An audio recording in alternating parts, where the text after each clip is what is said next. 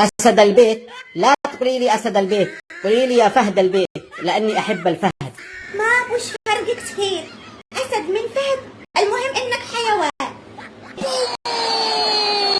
أبو ولد، أشتي أسألك سؤال. سؤال؟ إيش هو؟ إيش الفرق ما بين الرجال المحترم والرجال اللي مش محترم؟ شوفي، الرجل اللي مش محترم لو متزوج غزالة برضه يشوف المئيزة اللي في الشارع، لكن الرجل المحترم لو يشوف قدامه 1000 غزالة برضه ما يشوف إلا المئيزة اللي عنده في البيت.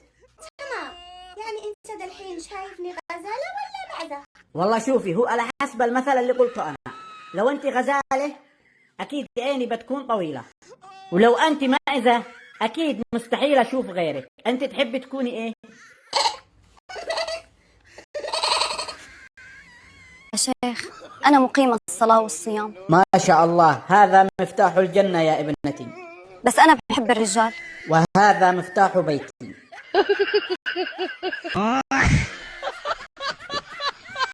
لماذا قتلت زوجتك بعد 30 سنة زواج؟ والله يا حضرة القاضية كسلان، كل يوم أقول بكرة، واليوم قتلتها.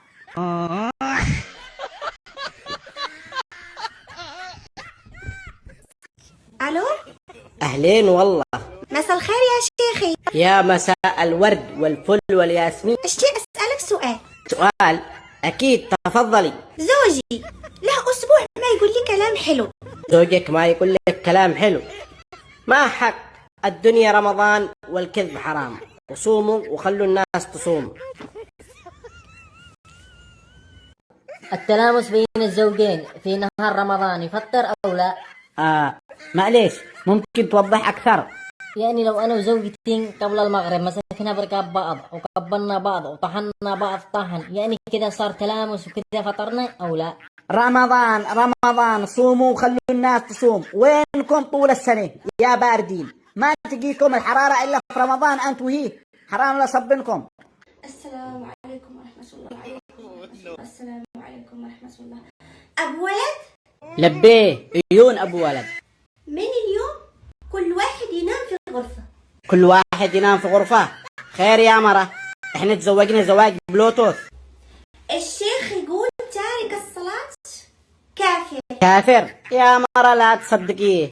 وانت ما تصلي وأني أخاف من الله. تخاف الله. ايش رأيك يا مرة، هو نفس الشيخ يقول مثنى وثلاث ورباع. يا رجال قذني أمزح معك، بكرة أجيب لك دليل. تجيبي دليل؟ دليل ايش؟ عن الشيخ هذا كان كافر وتارك صلاة وقاطع طريق. هذا أنا لما كنت سنجل. أيوة. وهذا أنا لما عرفتك وأقنعتينا بالزواج. والله. وهذا أنا بعد ما صدقتك وتزوجتك. يعني الحين أنت كنت أسد. أيوة. وبعدين حمار. أي والله، وأكبر حمار. وبعدها خروف. لا مو خروف، طلي، هذا أبو قرون. وش أفهم من كلامك؟ ولا تفهمي شيء، أهم شيء أنت مرتاحة، أهم شيء. أبو ولد. خير يا مرة. الرجال اللي بيخون قوسته ما ينقبل لا صيامه ولا صلاته ولا صدقاته ولا زكاته ولا أي عمل صالح يسويه. أمانة؟ وش عرفك؟ حديث متفق عليه. والله؟ ومين متفق على الحديث؟ أنا ونسوان الحارق.